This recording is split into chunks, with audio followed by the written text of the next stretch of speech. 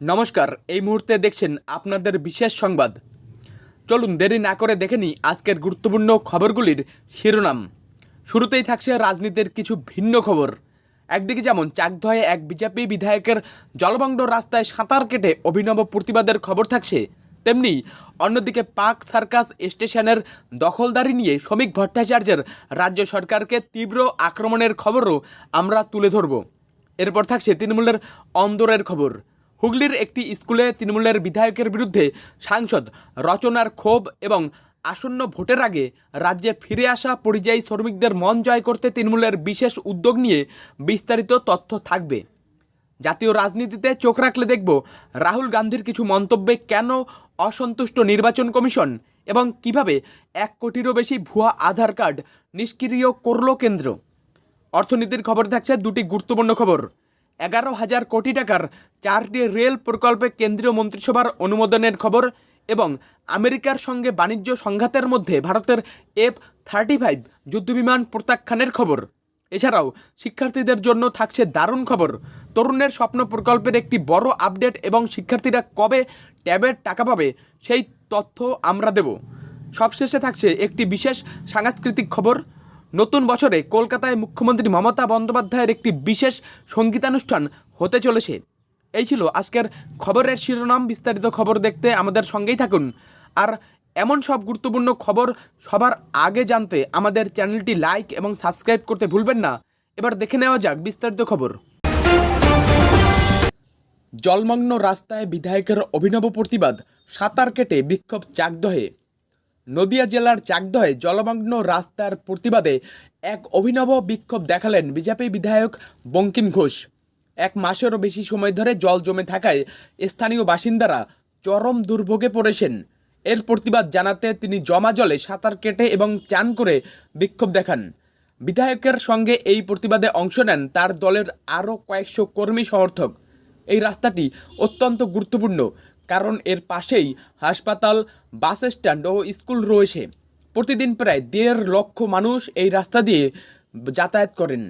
বিধায়ক বঙ্কিম ঘোষ অভিযোগ করেন যে তিনি রাস্তা মেরামতের জন্য প্রশাসনের বিভিন্ন স্তরে এবং মন্ত্রীর কাছে বারবার আবেদন জানালেও কোনো লাভ হয়নি। এর আগে বামেরাও নৌকা ভাসিয়ে এবং ধান পুঁতে এই একই রাস্তায় প্রতিবাদ জানিয়েছিল। এই ঘটনাকে তিনি রাজনীতির ঊর্ধ্বে সাধারণ মানুষের স্বার্থ রক্ষার লড়াই হিসেবে তুলে ধরেছেন। তরুণের স্বপ্ন প্রকল্পে বড় আপডেট, ট্যাবের টাকা কবে পাবেন শিক্ষার্থীরা? পশ্চিমবঙ্গ সরকারের তরুণের স্বপ্ন প্রকল্পের মাধ্যমে রাজ্যের ছাত্রছাত্রীরা ট্যাব বা মোবাইল কেনার জন্য 10,000 টাকা করে পেয়ে থাকে। এবার এই প্রকল্প নিয়ে একটি গুরুত্বপূর্ণ আপডেট এসেছে।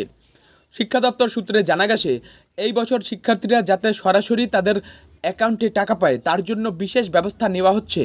31শে আগস্ট পর্যন্ত শিক্ষার্থীদের সমস্ত তথ্য যাচাই করা হবে এবং স্কুল শিক্ষকদের বাংলার শিক্ষা পোর্টালে এই তথ্য আপলোড করতে হবে। কমিশনার অফ স্কুল এডুকেশনের বিজ্ঞপ্তি অনুযায়ী আগামী 4 সেপ্টেম্বর থেকে শিক্ষার্থীদের ব্যাংক অ্যাকাউন্টে টাকা পাঠানো শুরু হবে। প্রত্যেক শিক্ষার্থীর জন্য আলাদা ওটিপি আসবে, যা এই প্রক্রিয়ার একটি গুরুত্বপূর্ণ অংশ।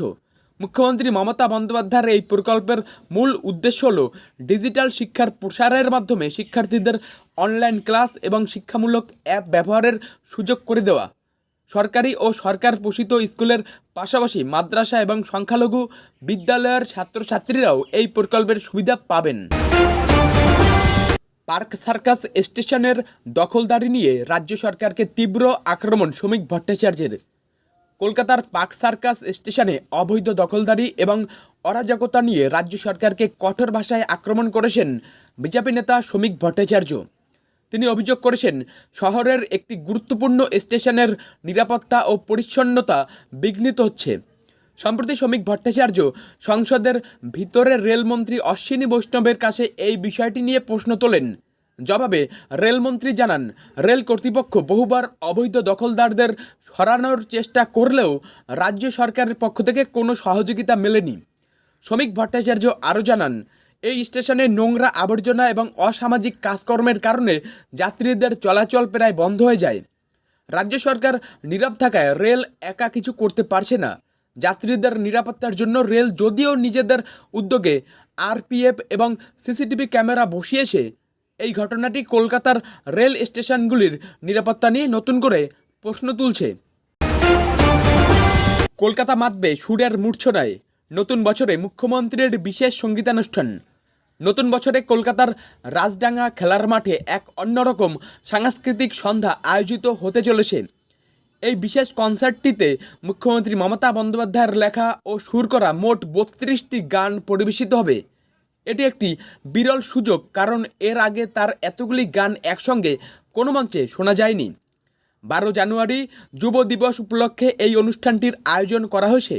অনুষ্ঠানে গানগুলি গাইবেন প্রখ্যাত শিল্পীরা যেমন ইন্দ্রনীল সেন, মনোময় ভট্টাচার্য, রাঘব চট্টোপাধ্যায় এবং শ্রী রাধা বন্দ্যোপাধ্যায়ের মতো জনপ্রিয় কণ্ঠশিল্পীরা। এই কনসার্টের পাশাপাশি 12 জানুয়ারি থেকে 5 দিনের জন্য একটি পিঠেপুলি উৎসবেরও আয়োজন করা হবে। এটি নিঃসন্দেহে 2025 সালের অন্যতম আকর্ষণীয় সাংস্কৃতিক অনুষ্ঠান হতে চলেছে। যে ফিরছেন পরিযায়ী শ্রমিকরা, বিশেষ উদ্যোগে তৃণমূল। ভোটের আগে ভিন রাজ্য থেকে হাজার হাজার পরিযায়ী শ্রমিক বাংলায় ফিরতে শুরু করেছেন। এই পরিস্থিতিতে তাদের মন জয় করতে বিশেষ উদ্যোগ নিয়েছে তৃণমূল কংগ্রেস। দলের মূল পরিকল্পনা হলো এই শ্রমিকদের জন্য বিকল্প কাজের ব্যবস্থা করা এবং ভোটার তালিকায় তাদের নাম নিশ্চিত করা। তৃণমূল সাংগঠনিক স্তরে নির্দেশ দিয়েছে ফিরে আসা শ্রমিকদের দুয়ারে সরকার শিবিরে নাম নথিভুক্ত করতে সাহায্য করতে হবে। যাদের জব কার্ড নেই তাদের কার্ড তৈরি করে দেওয়া হবে। দলের মুখপাত্র কুণাল ঘোষ জানিয়েছেন, ফিরতি শ্রমিকদের সঙ্গে যোগাযোগ করে তাদের 100 দিনের কাজের প্রকল্পে অন্তর্ভুক্ত করা হবে। তবে স্বর্ণশিল্পী বা উৎপাদন ক্ষেত্রের মতো পেশায় থাকা শ্রমিকদের জন্য নতুন কাজের ব্যবস্থা করা একটি বড় চ্যালেঞ্জ হতে পারে। রাজনৈতিক মহলের মতে মুসলিম ভোট ব্যাংক ধরে রাখাও তৃণমূলের একটি উদ্দেশ্য। অন্যদিকে বিজেপি এই পরিস্থিতিকে অনুপ্রবেশের ইস্যু তুলে রাজনৈতিক ফায়দা তোলার চেষ্টা করতে পারে বলে আশঙ্কা করা হচ্ছে। হুগলির স্কুলে বিধায়কের বিরুদ্ধে রচনার ক্ষোভ, শাসক দলে অস্বস্তি। হুগলিতে তৃণমূলের 2 জনপ্রতিনিধি সাংসদ রচনা বন্দ্যোপাধ্যায় এবং চুঁচুড়ার বিধায়ক অসিত মজুমদারের মধ্যে রাজনৈতিক দ্বন্দ্ব এবার প্রকাশ্যে এসেছে। এই বিরোধের সূত্রপাত একটি স্কুলে স্মার্ট ক্লাসরুম তৈরির বিষয় নিয়ে। সাংসদ রচনা বন্দ্যোপাধ্যায় অভিযোগ করেছেন যে বিধায়ক অসিত মজুমদার স্কুলে গিয়ে শিক্ষিকাদের সঙ্গে অশোভন আচরণ করেছেন এবং অশালীন ভাষা ব্যবহার করেছেন। এই ঘটনার পর রচনা সাংবাদিকদের সামনে তীব্র ক্ষোভ প্রকাশ করে বলেন, দম থাকলে আমায় আটকে দেখাক। তিনি এই বিষয়টি দলকে জানাবেন বলেও জানিয়েছেন। অন্যদিকে বিধায়ক অসিত মজুমদার এই বিষয়ে প্রকাশ্যে কিছু বলতে রাজি হননি এবং বলেছেন, যা বলার তিনি দলকেই বলবেন। তৃণমূলের এই অভ্যন্তরীণ কোন্দল দলের জন্য বেশ অস্বস্তিকর পরিস্থিতি তৈরি করেছে এবং রাজনৈতিক মহলে একটি এখন আলোচনার কেন্দ্রে। রাহুল গান্ধীর মন্তব্যে অসন্তুষ্ট নির্বাচন কমিশন, দেওয়া হলো কড়া বার্তা। নির্বাচন কমিশনের বিরুদ্ধে করা রাহুল গান্ধীর অভিযোগকে এবার কঠোর ভাষায় ভিত্তিহীন বলে উড়িয়ে দিয়েছে নির্বাচন কমিশন। সম্প্রতি রাহুল গান্ধী মন্তব্য করেছিলেন যে নির্বাচন কমিশন ভোট চুরির সঙ্গে জড়িত এবং তার কাছে এর প্রমাণ আছে। নির্বাচন কমিশন জানিয়েছে, এই ধরনের অভিযোগ তারা প্রায়ই শোনেন এবং তা গুরুত্ব দেন না। কমিশন রাহুল গান্ধীকে একটি ইমেল এবং চিঠি পাঠিয়েছিল, কিন্তু তিনি কোনো জবাব দেননি। এর বদলে তিনি এখন ভিত্তিহীন অভিযোগ তুলে কমিশন এবং তাদের কর্মীদের হুমকি দিচ্ছেন, যা নিন্দনীয়। কমিশন তাদের কর্মীদের ন্যায্য এবং স্বচ্ছভাবে কাজ চালিয়ে যাওয়ার পরামর্শ দিয়েছে। কংগ্রেস এবং বিরোধী দলগুলি বিহারে শুরু হওয়া স্পেশাল ইন্টেন্সিভ রিভিশন প্রক্রিয়ার বিরুদ্ধে প্রতিবাদ জানাচ্ছে, যার পরিপ্রেক্ষিতে এই ঘটনা বেশ তাৎপর্যপূর্ণ বলে মনে করা হচ্ছে। ভারত আমেরিকা বাণিজ্য সংঘাতের মধ্যেই F-35 যুদ্ধবিমান প্রত্যাখ্যান করল ভারত। ভারত এবং আমেরিকার মধ্যে বাণিজ্য নিয়ে উত্তেজনা চলার সময় একটি বড় সিদ্ধান্ত নিল ভারত। মার্কিন প্রেসিডেন্ট ডোনাল্ড ট্রাম্প যখন ভারতের ওপর 25% শুল্ক আরোপের ঘোষণা করেন, ঠিক সেই সময়ই ভারত আমেরিকার তৈরি 5ম প্রজন্মের অত্যাধুনিক F-35 যুদ্ধবিমান কেনার প্রস্তাব প্রত্যাখ্যান করেছে। এর পেছনে 2টি প্রধান কারণ রয়েছে। প্রথমত, ভারত এখন মেক ইন ইন্ডিয়া নীতির উপর জোর দিচ্ছে এবং দেশীয় প্রযুক্তিতে তৈরি অস্ত্র ও যুদ্ধবিমানে বিনিয়োগ করতে চাইছে। দ্বিতীয়ত, বাণিজ্য নীতিতে 2 দেশের মধ্যে উত্তেজনা বৃদ্ধি পাওয়ায় ভারত মার্কিন যুদ্ধবিমান কেনার আগ্রহ দেখায়নি। আমেরিকা আশা করেছিল যে ভারতে এই উন্নত প্রযুক্তির বিমান কিনলে ভারত, পাকিস্তান ও চীনের মধ্যে সামরিক ভারসাম্য বজায় রাখা সহজ হবে। তবে এখন সামরিক সরঞ্জামের ক্ষেত্রে ভারত শুধু আমেরিকার উপর নির্ভরশীল নয়, বরং আন্তর্জাতিক বাজারে একটি গুরুত্বপূর্ণ অবস্থানে চলে এসেছে।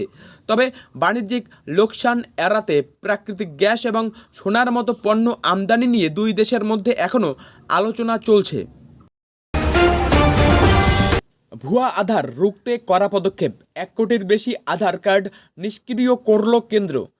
আধার কার্ডের অপব্যবহার রুখতে এবার কড়া পদক্ষেপ নিল unique identification authority of India অর্থাৎ UIDAI। 1 কোটিরও বেশি আধার কার্ড নিষ্ক্রিয় করে দেওয়া হয়েছে। বিশেষ করে মৃত ব্যক্তিদের আধার কার্ডের অনৈতিক ব্যবহার ঠেকাতে এই উদ্যোগ নেওয়া হয়েছে। UIDAI বিভিন্ন সূত্র থেকে মৃত্যুর তথ্য সংগ্রহ করে আধার ডেটাবেস আপডেট করছে। এখনও পর্যন্ত 1,17,00,000 আধার কার্ড ব্লক করা হয়েছে এবং আরও 6,70,000 কার্ড নিষ্ক্রিয় করার প্রক্রিয়া চলছে। এই নিষ্ক্রিয় কার্ডগুলো নিয়ে ভবিষ্যতে কোনো ধরনের আর্থিক লেনদেন বা পরিচয় যাচাই করা যাবে না। এছাড়াও যেসব আধার কার্ডধারীর বয়স 100 বছরের বেশি তারা বেঁচে আসেন কিনা সেই তথ্য যাচাই করা হচ্ছে। আধার কার্ডের অপব্যবহার রুখতে এটি কেন্দ্রের একটি বড় পদক্ষেপ। 11,000 কোটি টাকার 4টি রেল প্রকল্পে অনুমোদন দিল কেন্দ্রীয় মন্ত্রিসভা। যাত্রী পরিষেবা এবং পণ্য পরিবহনে আরও গতি আনতে ভারতীয় রেলের 4টি নতুন প্রকল্পে অনুমোদন দিয়েছে কেন্দ্রীয় মন্ত্রিসভা।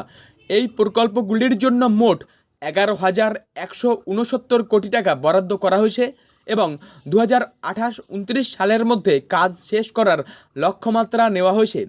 রেলমন্ত্রী অশ্বিনী বৈষ্ণব জানিয়েছেন যে এই নতুন প্রকল্পগুলি বিহার, পশ্চিমবঙ্গ, ওড়িশা, ঝাড়খণ্ড, মধ্যপ্রদেশ এবং মহারাষ্ট্রের 13টি জেলার মধ্য দিয়ে যাবে। যে 4টি প্রকল্পে অনুমোদন দেওয়া হয়েছে সেগুলি হলো মধ্যপ্রদেশের ইটারসি থেকে মহারাষ্ট্রের নাগপুর পর্যন্ত 339 কিলোমিটার দীর্ঘ চতুর্থ রেল লাইন, ছত্রপতি সম্ভাজিনগর থেকে পারভানি পর্যন্ত 177 কিলোমিটার দীর্ঘ লাইন দ্বিগুণ করা, পশ্চিমবঙ্গের আলুয়াবাড়ি রোড থেকে নিউ জলপাইগুড়ি পর্যন্ত তৃতীয় ও চতুর্থ লাইন নির্মাণ, ডাঙ্গোপসি জারুলিতে তৃতীয় ও চতুর্থ লাইনের কাজ। এই নতুন রেল লাইনগুলি চালু হলে রেলের কর্মদক্ষতা যেমন বাড়বে, তেমনি কয়লা, সিমেন্ট এবং পেট্রোলিয়াম পণ্যের মতো গুরুত্বপূর্ণ সামগ্রী পরিবহনেও সুবিধা হবে।